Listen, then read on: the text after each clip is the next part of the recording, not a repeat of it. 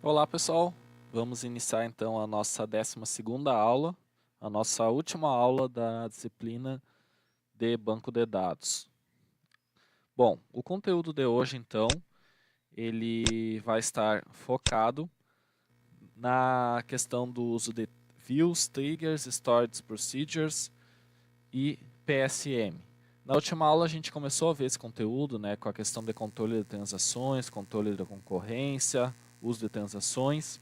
E agora, nessa segunda parte da unidade, a gente finaliza o conteúdo para também finalizar toda a parte de tópicos que abrange a disciplina de banco de dados nesse semestre. Bom, vamos começar então falando um pouco sobre o que é view.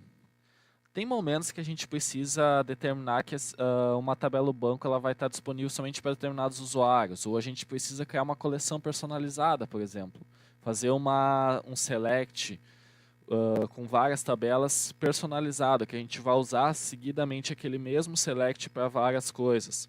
E aí, em vez de a gente estar fazendo isso toda hora, sempre, e fazendo diversos comandos complexos, a gente pode criar uma view que engloba tudo isso e pode ser utilizada repetidamente várias vezes. Então esse que é o papel da view ou visão. O que acontece então? Ela é derivada de outras tabelas, tá? Ela é virtual, ela não está fisicamente armazenada no banco de dados, tá? Tu não vai ter essa view armazenada como uma tabela tradicional que nem a gente vem trabalhando. É uma tabela virtual que é criada a partir das outras tabelas físicas ou de outras views que foram criadas, tá? E ela é composta por linhas e colunas, né? Que é resultado de uma query, de uma consulta, um select ou vários selects, por exemplo, e é dinamicamente gerada para que nós possamos trabalhar com ela. Bom, algumas características principais é que a gente pode reutilizar ela, porque ela é permanente.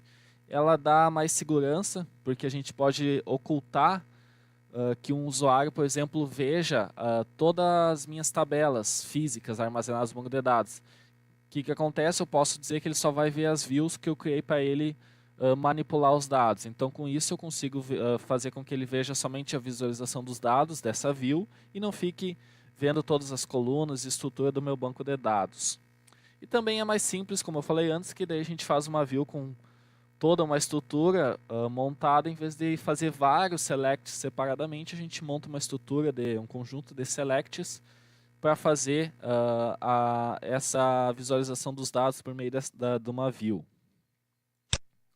Bom, para a gente ver de forma mais prática como é que é o funcionamento, a gente tem que primeiro saber como é que é a definição básica dela. Então, a primeira parte é Create View, aí a gente vai dar um nome para essa visão, e aí a gente vai trabalhar com o nome das colunas, que a gente vai selecionar, e aí uma expressão de consulta.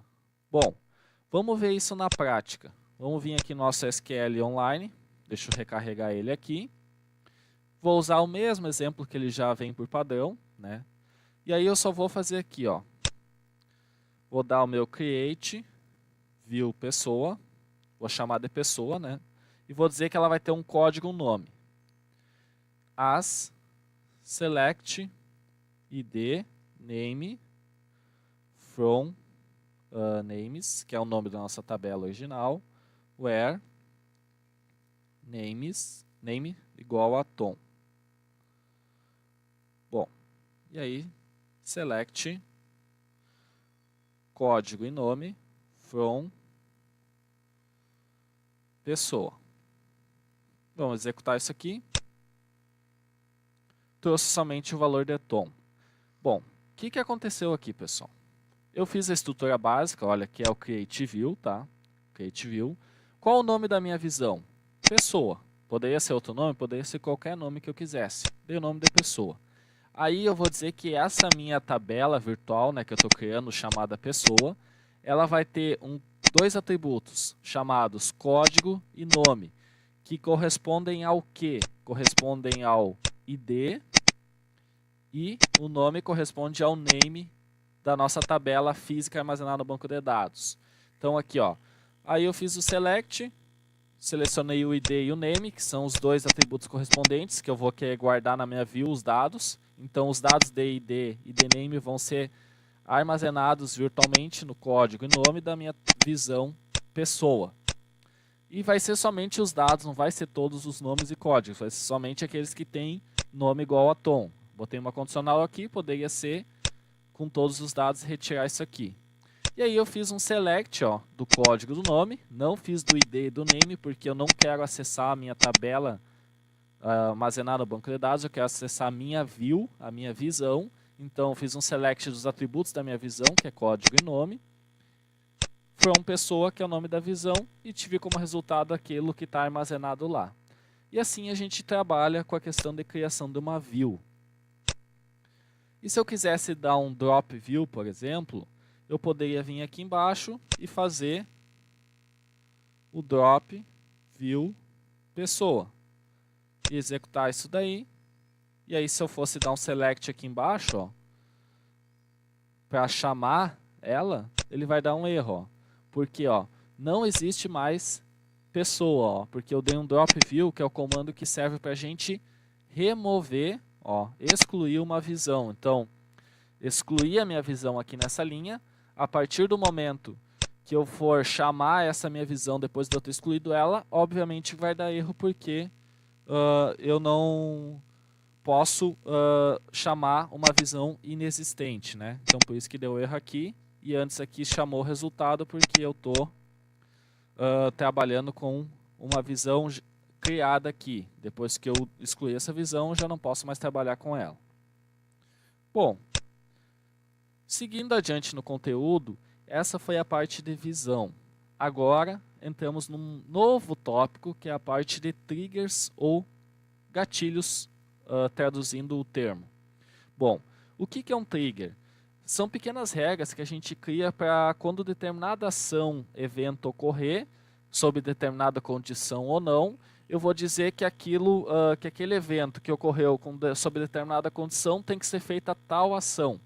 Então isso serve para a gente moldar pequenas situações dentro do nosso banco de dados que possam vir a ocorrer, e aí se vem a ocorrer essa situação, a gente já tem uma ação pré-definida, estabelecida para que a gente possa executar isso no banco. Então é um procedimento que fica armazenado, e quando há uma tentativa de modificar os dados, né, numa tabela que é protegida por esse trigger, ele vai primeiro fazer esse teste do trigger e disparar esse trigger para executar as ações que estão definidas neles antes de permitir a manipulação dos dados.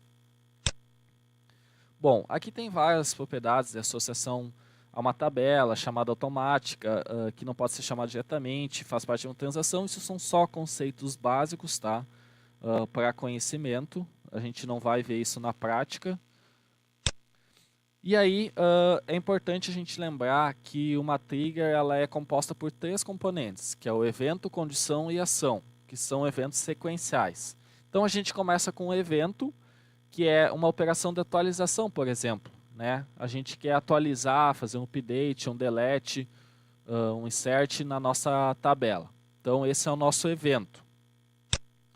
E aí a gente quer saber se existe uma condição para esse evento ocorrer. Então é uma regra que vai ser executada. A gente pode opcionalmente definir uma condicional, por exemplo, que nem eu defini antes, que o nome é igual a tal, faça um update se tiver sob tais condições.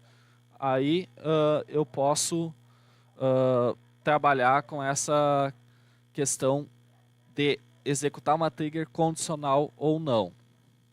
E por fim, a gente tem a ação, que é efetivamente a declaração SQL do que foi definido, ou seja, começou com o evento, verificou se existia uma condicional ou não, se satisfazia aquela condicional, e aí passou para executar efetivamente aquelas declarações SQL que eu defini. Então, por exemplo, ali eu tenho que eu criei uma trigger chamada instead-of-delete, trigger exemplo, na minha tabela employee, tá? Employee table.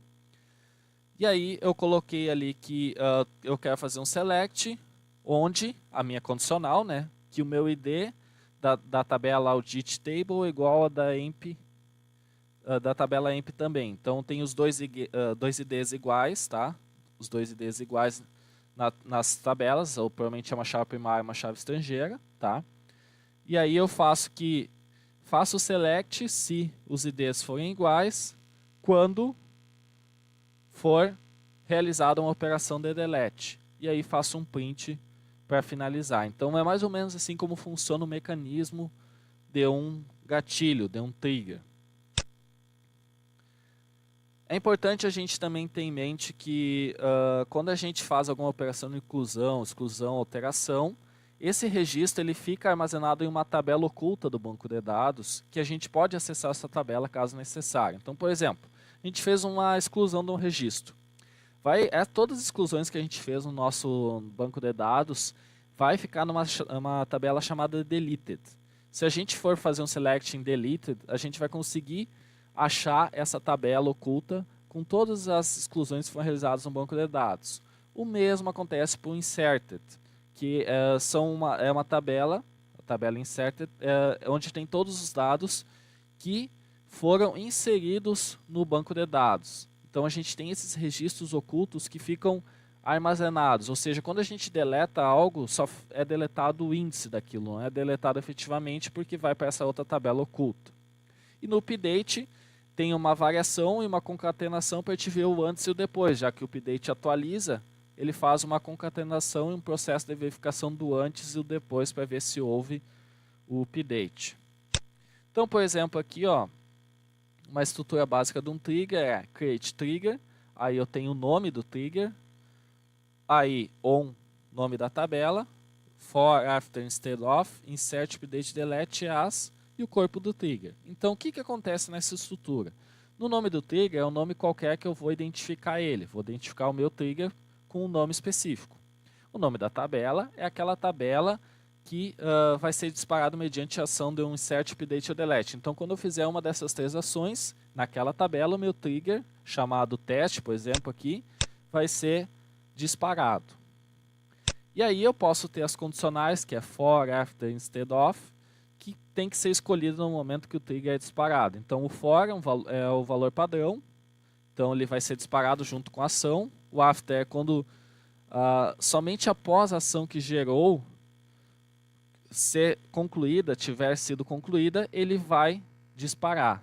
Instead of, faça com que o trigger seja disparado em vez da ação que foi solicitada, não executa aquela ação e executa o meu trigger. Então o for é quando o trigger é disparado juntamente com a ação, o after é quando ele é disparado depois da ação já ter acontecido e sido concluída, e o instead of, ou seja, em vez de, é quando tu dispara o trigger em vez da ação que foi solicitada no banco de dados ou na tabela. E o insert, update e delete são as operações que são realizadas quando o gatilho é disparado. Então, aí a gente escolhe qual tipo de operação a gente vai realizar. Então, previamente a gente define isso. Aqui tem um exemplo básico de um trigger, né, onde eu tenho ali um create trigger,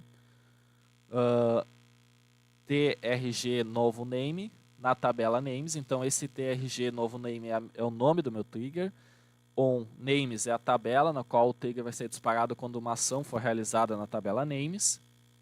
E aí eu falei que para cada linha insere dentro da tabela names com o id e o name os valores id e name. Então cada vez que ele disparar esse trigger, ele vai saber que para cada linha ele tem que fazer conjuntamente a ação realizada do trigger, ou seja, eu disparei essa solicitação, ele vai executar esse trigger realizando as inserções na tabela, tá?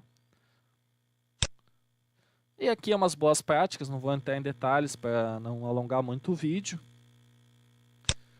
E por fim, a gente tem a questão dos Storage Procedures, que são aplicações que a gente acessa no banco de dados. Mas, por exemplo, assim, ó, o que acontece? Vamos imaginar uma situação assim, ó, eu tenho uma sequência de instruções SQL que são complexas. E aí eu estou na minha máquina, no lado do cliente, é claro, acessando um sistema online. Um sistema online está lá armazenado no servidor, tá? E aí eu tenho o acesso ao sistema da minha máquina cliente. Se eu começar a fazer um monte de operação complexa SQL, a minha máquina cliente vai pesar. E aí isso pode afetar o desempenho do meu sistema. Aí como é que eu posso resolver essa questão para não prejudicar o meu usuário final? Bom, eu posso trabalhar com a questão de Storage Procedures, que são rotinas definidas no banco de dados identificadas por um nome. Então, esse procedimento ele executa uma série de instruções que recebe parâmetros e retorna valores. Mas como é que é a ideia dele? A ideia é que quando tu executa um procedure, tu passa essa funcionalidade a ser executada, a parte dela no banco de dados que está dentro de uma máquina servidora, que geralmente tem uma capacidade computacional, recursos de hardware mais robustos, melhores do que uma máquina do cliente. Então tu divide a responsabilidade da máquina do cliente somente executar ela, tu passa a dividir essa responsabilidade com a máquina do servidor, fazendo com que ele também faça o processamento das sequências SQL, e com isso tu permite que ele evite carregar demais a máquina do cliente. E aí a gente tem a estrutura básica, que é um create procedure com o nome dele, né? Por exemplo, test procedure, e aí uma lista de parâmetros, onde eu faço, por exemplo, insert into names values 6 Felipe, que é um exemplo de uma procedure que daí poderia ser programada para ser dividida esses recursos de máquina para evitar o congestionamento de recursos. Claro que essa é uma operação super simples, tem que ser operações mais complexas em banco de dados mais robustos, com milhões de registros armazenados. Bom, pessoal, essa aula ela é um pouco mais curta, mais rápida e tem menos parte prática, por quê? Esse conteúdo da unidade 5, principalmente, tá? De Storage Procedures, controle de transações, controle de concorrência, views, triggers, ele é um conteúdo muito extenso, ele é um conteúdo que poderia ser muito mais explorado. Ou seja, ele daria quase, praticamente, uma nova disciplina, digamos, um banco de dados 2, digamos assim, só em cima desses conteúdos, porque tem muita coisa prática a ser feita. Então, como essa é uma disciplina única, a gente faz essa passagem dos conceitos básicos, né, ministra os conceitos básicos, para que vocês aprendam e tenham ideia de como funciona, do que é, do que significa e como é essa estrutura básica. Até na parte prática a gente fez algumas coisas com a estrutura básica de cada um desses elementos. E aí a gente tem essa ideia básica, claro que não um conhecimento avançado disso, mas tem a ideia básica para saber depois, quando quiser, quem quiser trabalhar nessa área e se expandir o conhecimento, né, já tem o pontapé inicial para poder começar a trabalhar nisso. Bom, para essa semana então eu deixei esse vídeo, os slides, e também coloquei uma pequena atividade prática, são só 3 questões, para vocês praticarem na ferramenta SQL Online, que é essa aqui, né, que a gente vem usando na disciplina, para vocês praticarem essa atividade, tá? Ela está aqui, ó. A atividade não avaliativa, ela não vale nota, não precisa entregar. Eu coloquei aqui, ó, para vocês criar a tabela, inserir as linhas e coloquei 3 pequenos desafios para vocês fazerem. O resultado já está aqui, né? O resultado antes e depois da transação, antes e depois da transação, e o resultado de uma view aqui que foi criada. Então, esses 3 exercícios são somente para vocês praticarem, e aí eu deixei as respostas aqui no final, né, da disciplina. Eu coloquei aqui, ó, resposta da atividade não avaliativa, que vocês só vejam depois que vocês tentarem realizar o desafio, para vocês tentarem fazer sozinhos, né, sem ver resposta, e depois confiram, e se tiverem dúvidas, somente postem lá no fórum. Com relação à nossa atividade avaliativa, a nossa prova final, né, ela é na outra semana, né, e aí eu vou fazer um mini vídeo, um vídeo curtinho, mas um vídeo que vai falar somente sobre os tópicos principais que vão cair na prova, né, e aí eu vou postar na semana da prova para vocês poderem visualizar antes, deem uma olhada rapidinho nele, e aí poderem ter um pouco mais de conhecimento e relembrar os conceitos básicos para vocês aplicarem na prova, certo? Uma boa semana e bons estudos a todos.